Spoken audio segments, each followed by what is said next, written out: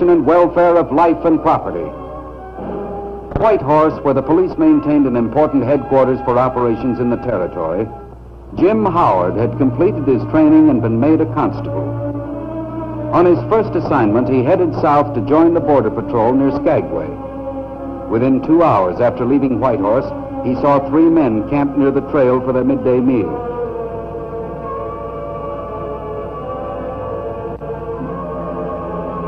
That's a Mountie, there's no doubt about it. Yeah. I better plug him.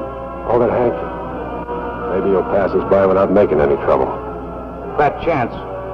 Your face is on too many handbills. Any shooting? I'll do it. Good morning. My name is Howard. Constable Howard. How far are you going, Constable? White Pass. That's just this side of Skagway. I'm assigned to Border Patrol there.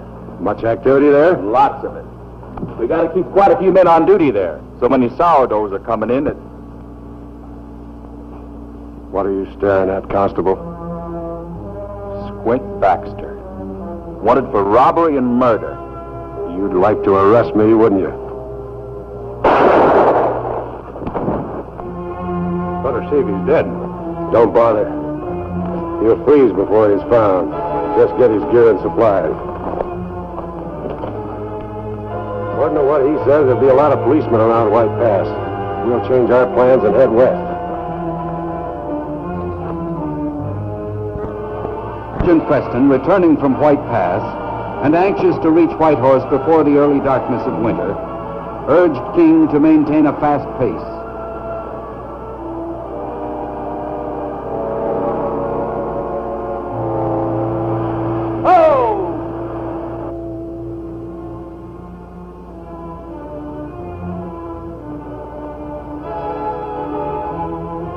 Howard. Shot. Alive. Jim. Baxter. Squint Baxter. 2 pals shot me.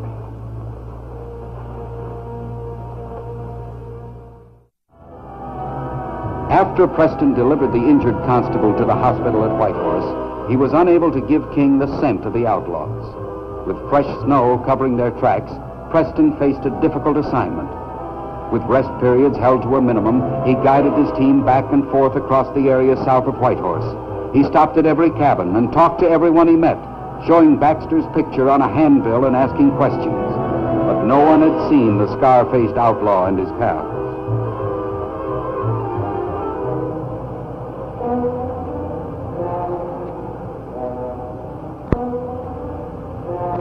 After 3 days of futile search, he headed back to Whitehorse. And I'm certainly glad to learn that Jim Howard's out of danger. Yes, he'll recover all right. Though he'll be out of action for a long time. You know, it's too bad you didn't find Baxter and his partners. I was sure they'd head for the border. Well, I'm still sure of it, sir, but reward notices in circulation, they don't dare stay in the Yukon. Still, you never found any trace of them between here and White Pass. Well, they may have decided that the southern border was too heavily patrolled and changed their plans. Sir, I'd like permission to continue on the case, to extend my search to the west. You know that the outlaws have a 3-day lead on you. Yes, I know. But according to Jim Howard, they're traveling on foot. My team should be able to overtake them before they reach the border. Very well, Preston. We want those men. Get them. Now, you'll probably make inquiry at the town of Crossover. I thought about that. Squint and his men may get supplies there. By the way, Constable Howard's parents live just about a mile this side of I town. know right where it is, right in there. I've been to their house. I wrote to them 3 days ago to report that their son had been injured. If you can find the time, stop and tell them that Jim's out of danger. Sir, that's the message I'd be happy to deliver. Goodbye. 2 days later, while Preston was still on his way to Crossover, Jim's father, a trapper, made his weekly trip to the town for supplies.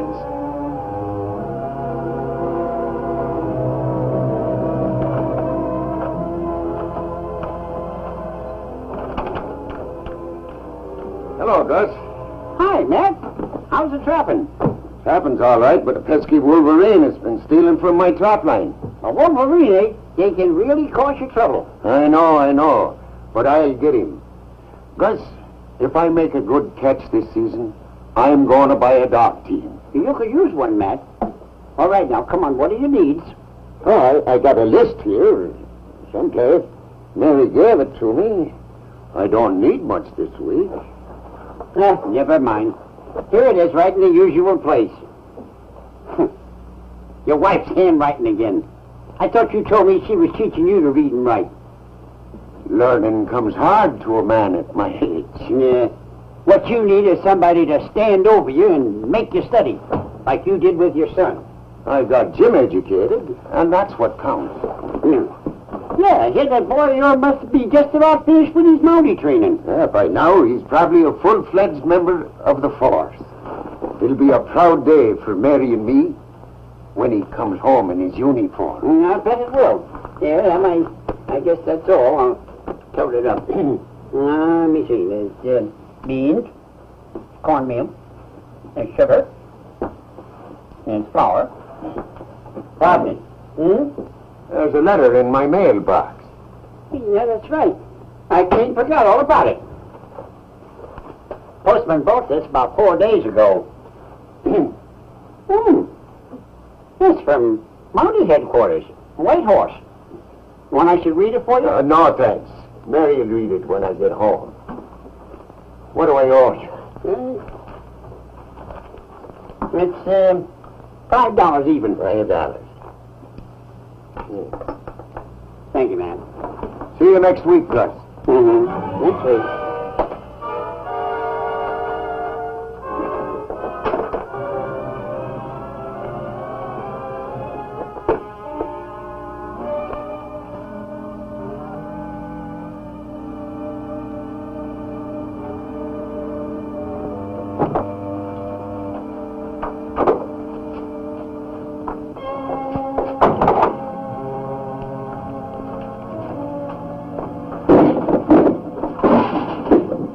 Take a look at this.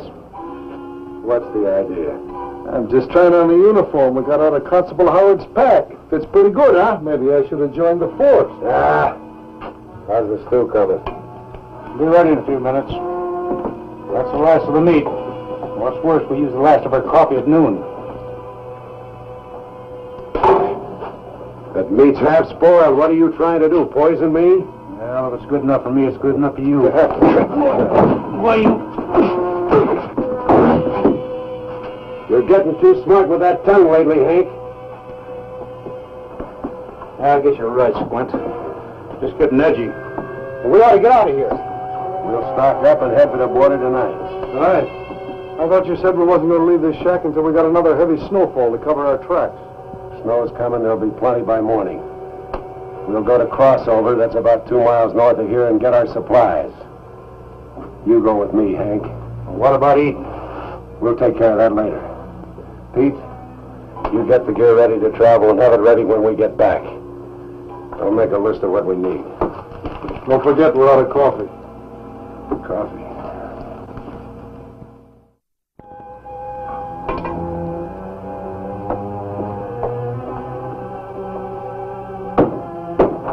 Hello, Matt.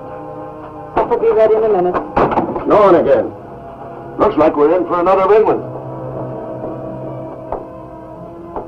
How'd you like a letter from White Horse? It must be from Jim.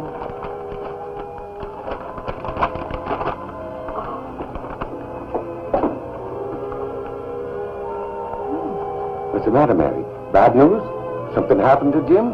It's from the inspector at the White Horse headquarters. What's he say? I regret to inform you that your son, Constable James Howard, has been wounded in the line of duty. Though his condition at this moment is considered critical, the surgeon is hopeful. I shall keep you informed and meanwhile add my prayers to yours for the full recovery of your son.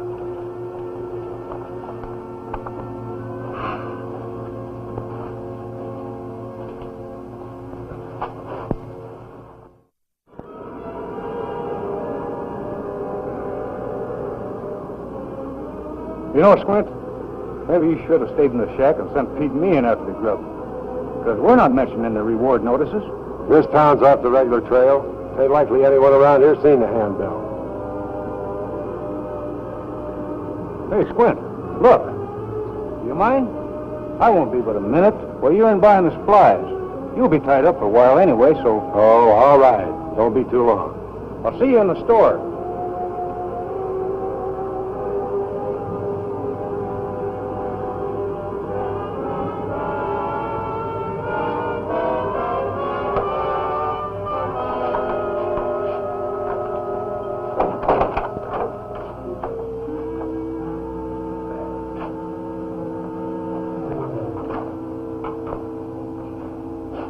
Evening, stranger. Looks like I can stock up here. You just state your needs. I'll fill them. There's a lot of stuff on that list. I want it all fresh. Everything I have is fresh. You think you can carry all of this? I'll manage. Some of these items I keep in the other room. Have to unlock the door. Got the keys right here in the drawer.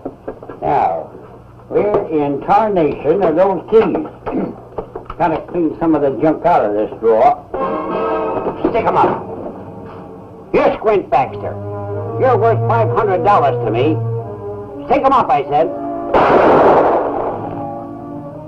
Next time, I'll put a bullet right through your face. Now undo your gun belt and let her drop. Come on. Do it slow, so you don't scare me and I'll shoot again.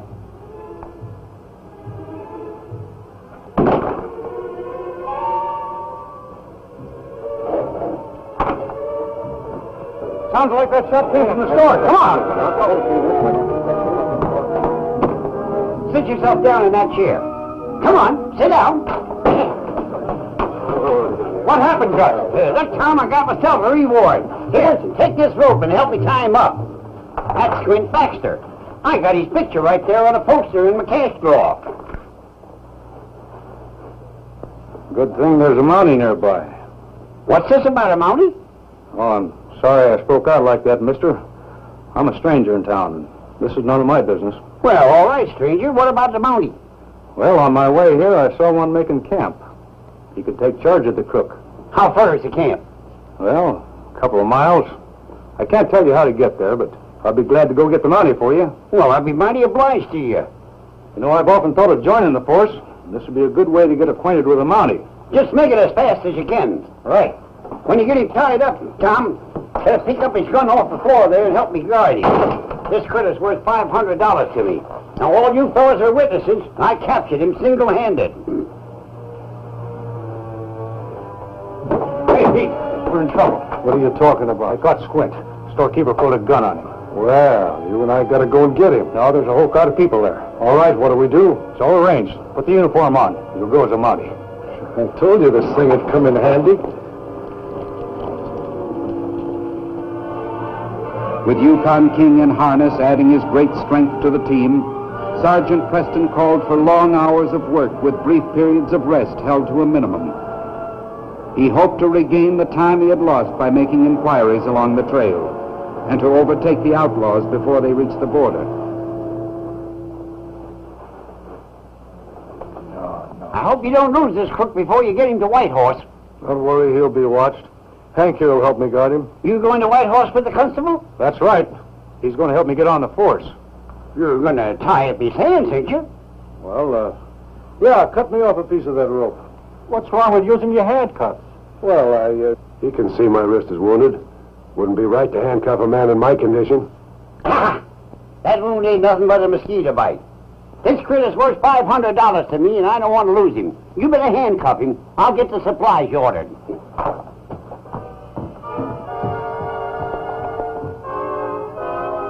Well, let's have him, Baxter.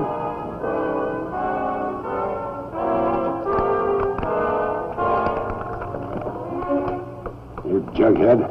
Why did you have to handcuff me if you haven't got a key? What else could I do without making everyone suspicious? All I was thinking about was getting you and the supplies out of there. I can't travel handcuffed. Get 'em off.